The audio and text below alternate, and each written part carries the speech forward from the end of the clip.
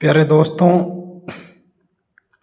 पिछली क्लास में मैंने कुछ विज्ञान के शब्द के बारे में और विज्ञान की प्रमुख शब्दावली के बारे में बताया था, विज्ञान की परिभाषा के बारे में बताया था। मैं एक बार वापस आपके लिए हाजिर हुआ हूँ।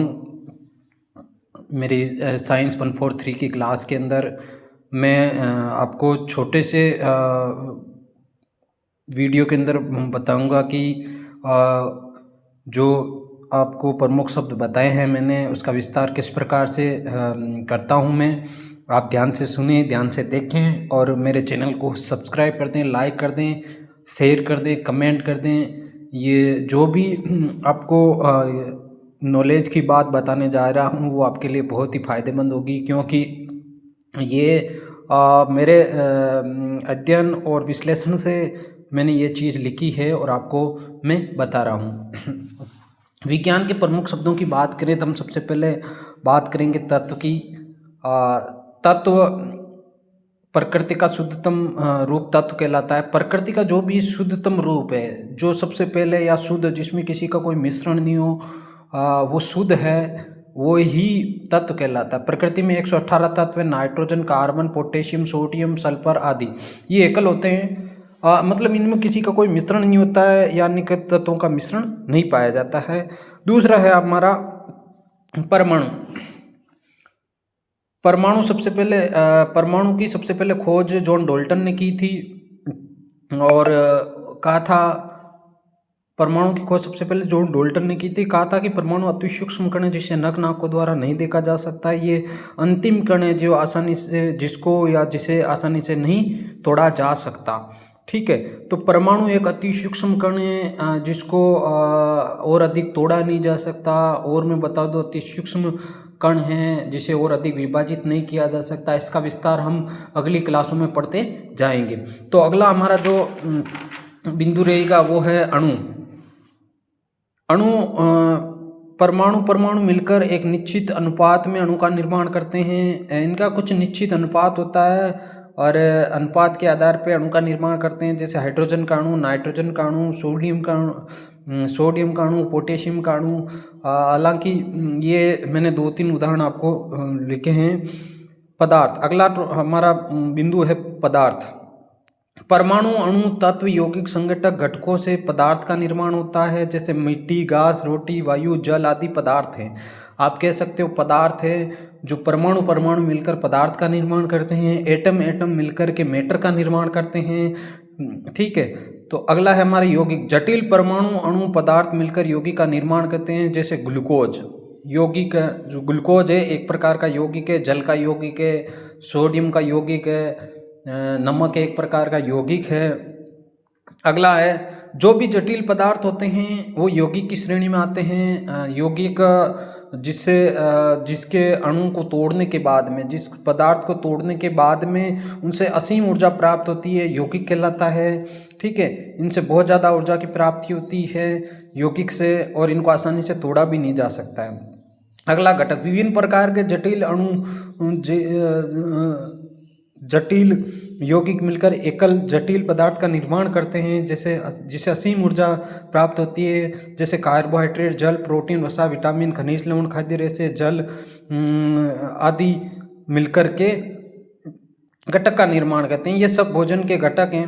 अगला है, आप जानते ही हो वैसे भोजन के घटक होते हैं। मैं इसकी ट्रिक बता देता हूँ। कपरो, वेवी, खजखा।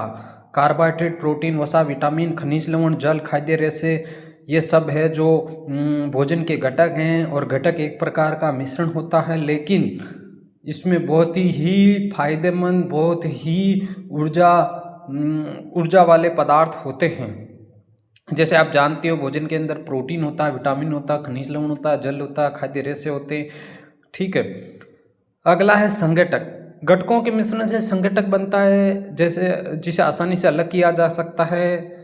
घटक संघटक है जिसको आसानी से अलग किया जा सकता है। जैसे रेत में यदि पानी मिल गया, प्लास्टिक मिल गई, तो हम रेत को, पानी को और प्लास्टिक को अलग कर सकते हैं। ये सीधी सी बात है, संघटक होता है। जैसे जल के अंदर तेल मिल गया तो हम उसको कुछ ना कुछ विधि से अलग कर सकते हैं। ठीक है, यदि दूध में पानी मिल गया तो हम किसी न किसी विधि से अलग कर सकते हैं। तो ये प्रकार के संघटक होते हैं जिनसे नया पदार्थ का निर्माण नहीं होता है।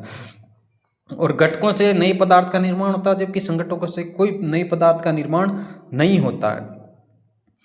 अगले हम बात करेंगे मिश्रण की दो या दो से अधिक पदार्थ मिलते हैं तो मिश्रण कहलाता है। आप जानते हो दूध में पानी का मिश्रण है। रसायन अजैविक, अगला है बिंदु रसायन। अजैविक पदार्थ रसायन होते हैं जो सजीवों को ऊर्जा देते हैं।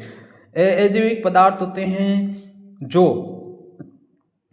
सजीवों को ऊर्जा देते हैं। अजैविक घटक होते हैं, पदार्थ होते हैं जो सजीवों को ऊर्जा देते हैं, वो होते हैं मिश्रण।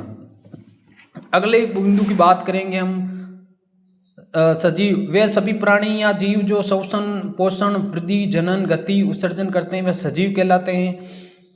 सजीव वे होते हैं जो ये सब क्रियाएं करते हैं, श्वसन करते हैं, पोषण करते हैं, वृद्धि करते हैं, जनन करते हैं, गति करते हैं, उत्सर्जन करते हैं, और भी कुछ क्रियाएं होती है वो सजीव करते हैं, जैसे पेड़ पौधे और जीव जंतु सजीव हैं। अगला है निर्जीव। वे सभी प्राणी या जीव जो जो श्वसन, पोषण, वृद्धि, जनन, गति, उत्सर्जन आदि क्रियाएं नहीं करते हैं, निर्जीव कहलाते हैं। जैसे पत्थर है, मिट्टी है आदि आप कह सकते हो। तो ये निर्जीव होते हैं और ये श्वसन नहीं करते हैं, ये पोषण भी नहीं करते हैं, वृद्धि भी नहीं करते हैं, जनन भी नहीं करते हैं, गति भी नहीं करते हैं, उत्सर्जन भी नहीं करते हैं, आदि क्रियाएं नहीं करते हैं। ठीक है, तो ये है निर्जीव।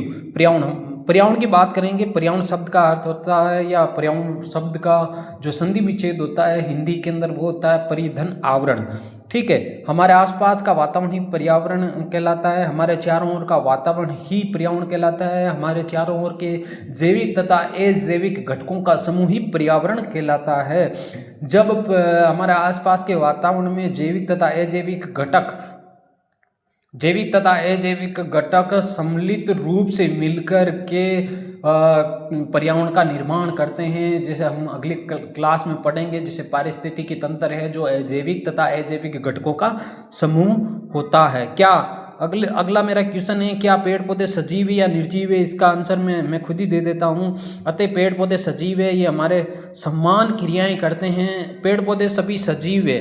ठीक है, कुछ बच्चों को पता नहीं होता है, कुछ बच्चों को ऐसा पता नहीं होता कि पेड़ पौधे तो गति नहीं करते हैं, ये सजीव नहीं है। हाँ, इनमें गति होती है लेकिन दिखाई नहीं देती है। जो पेड़ पौधे होते हैं सजीवों की भांति क्रियाएं करते हैं। ये पेड़ पौधे और जीव जंतु ही है ऐसे जो प्रकृति के अंदर सजीव हैं, बाकी जो भी पदार्थ हैं वो सजीव ना होकर के निर्जीव है। ठीक है, तो आपको ये मेरी क्लास कैसी लगी मुझे कमेंट करके बताइएगा, और मुझे ये भी बताएगा कि मैं इसमें क्या सुधार करूं आपको, और इसको आप मेरी क्लास को देखें, लाइक करें, कमेंट करें और शेयर करें, मेरे चैनल को सब्सक्राइब कर लें। और मैं आपके लिए कौन सा टॉपिक लेकर के आऊं कि आपको अच्छा लगे। ठीक है, मैं और नई क्लास या नए टॉपिक के साथ में अगले वीडियो में आऊँगा। ठीक है, जब तक आप मेरी क्लास को लाइक कर दें, शेयर कर दें, कमेंट कर दें और ज़्यादा से ज़्यादा शेयर करें, मैं इससे से अच्छे टॉपिक या अच्छी से अच्छी क्लास लेकर आ सकूं, मेरी ऊर्जा बनी रहे। ठीक है, आपका मैं आभारी रहूँगा। गुड डे, थैंक यू, धन्यवाद।